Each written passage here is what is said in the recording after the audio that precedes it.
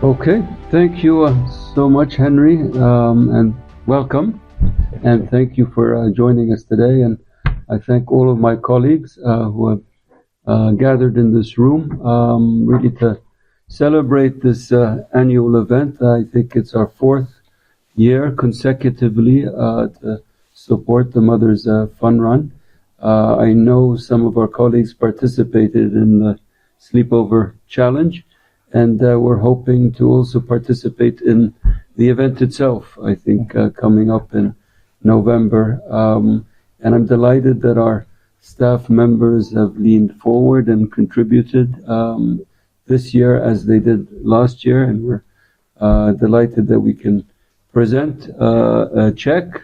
Not sure if it's a real or dummy check, but as long as there is something behind it, as a reflection of our commitment to this annual event and this cause. And it's a very important cause, safe motherhood in Malawi.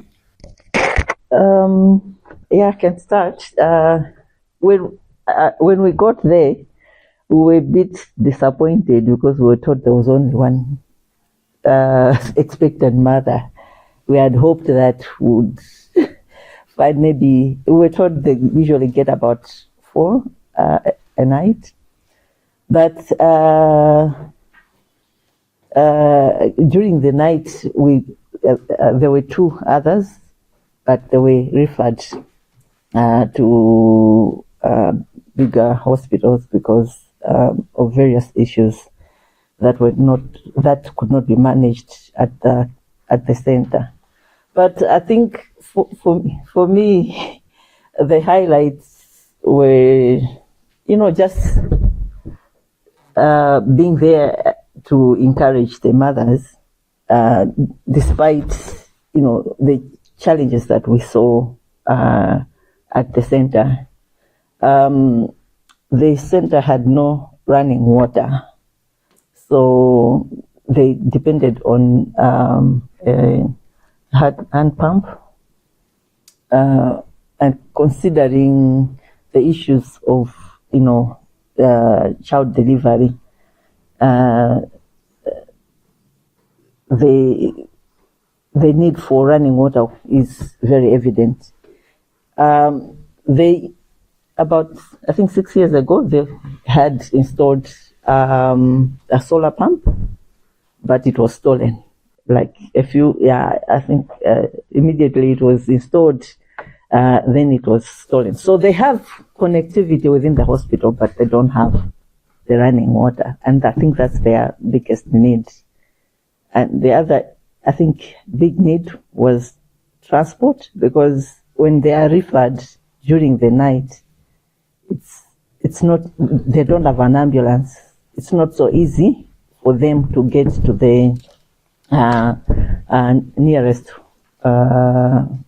center that they are referred to. So I think I'll let the others talk about where we ate so that I don't say anything, everything. I give a chance to the others to also say the other experiences that we encountered. We slept on the floor.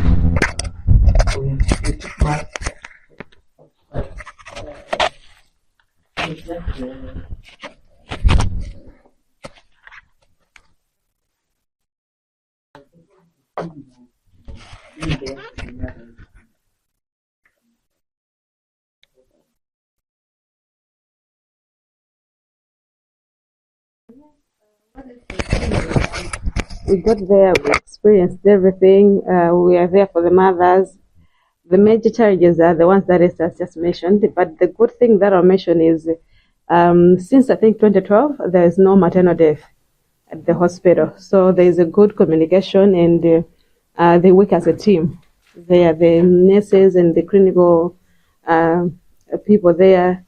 They are good people, and most of the times is when they notice that this is a huge, critical case, they give them a refer. So the major challenge is about transport, because most of the time it's expensive. They charge them, I think, 3 times than the normal transport. So That's one of the things. I think Kodwan would tell us what we ate there.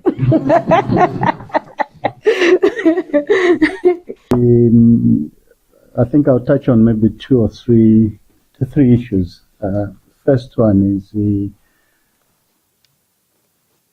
I think participating in the sleepover challenge, that to an extent for me brings you back to the reality that is there in Malawi. Because at times when we are within the urban setting, we assume these basic services, they are there for everyone. And then when you go there and you hear the challenges that they are facing, I mean, like Esther has pointed out, the issue of the water. I mean, they have got issues to do with the basic facilities within the clinic, things which when they tell you and you try to look at the financial value of them, they're not big. But these are the things which these rural facilities are lacking. So it brings you back, and then it with the work that we do, probably it makes you realize that the policy positions we take maybe there, if we can be a bit firm on some of the issues, so that these basic issues can be available in most of the places. Because I mean, we are 60 years after independence, and our clinics don't have basics like water and hygiene items.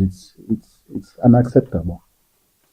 The second one is, I mean, everybody kept asking me to say, as a man, you went for this sleepover challenge, which is emphasizing on maternal health. I mean, why would you do it?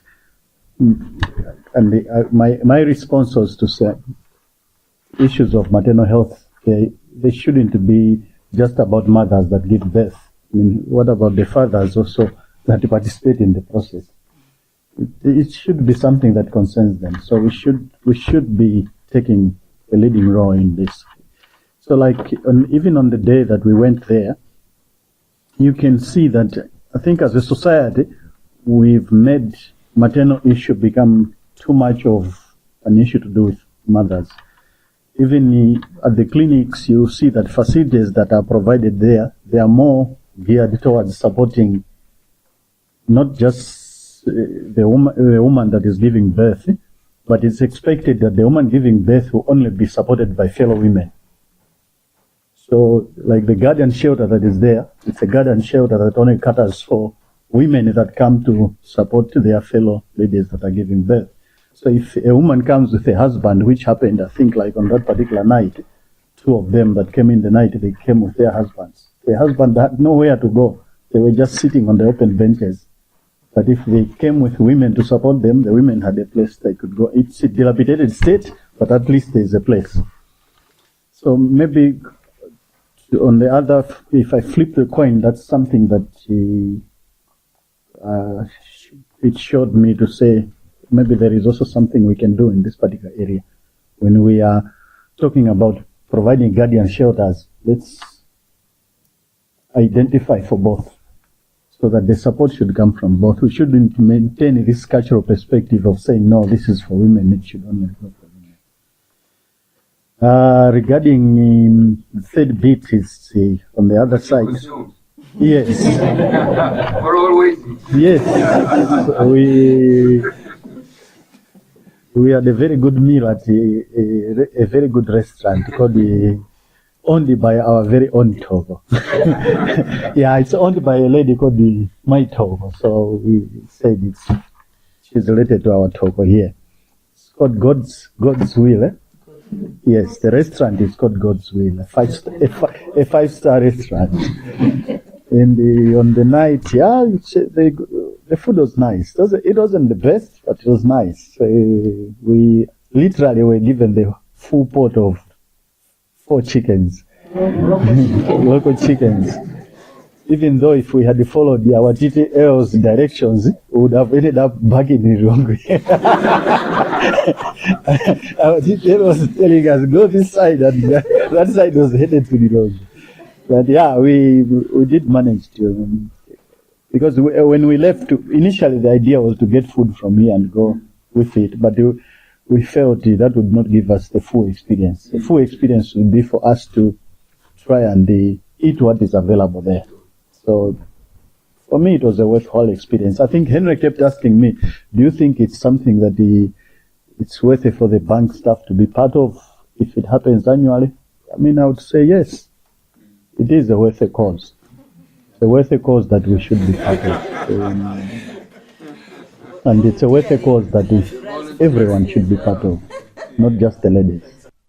World Bank employees in the Mothers Fund Run also brings a lot of validation to the program that we are running. And the Mothers Fund Run has been in existence. This is the 20th year, and we've been to 19 districts. We take out one, which was the COVID year. And we started working with the World Bank employees, I think 2021, with Lower. And we've been together on this journey up to now. And a lot of things that have happened.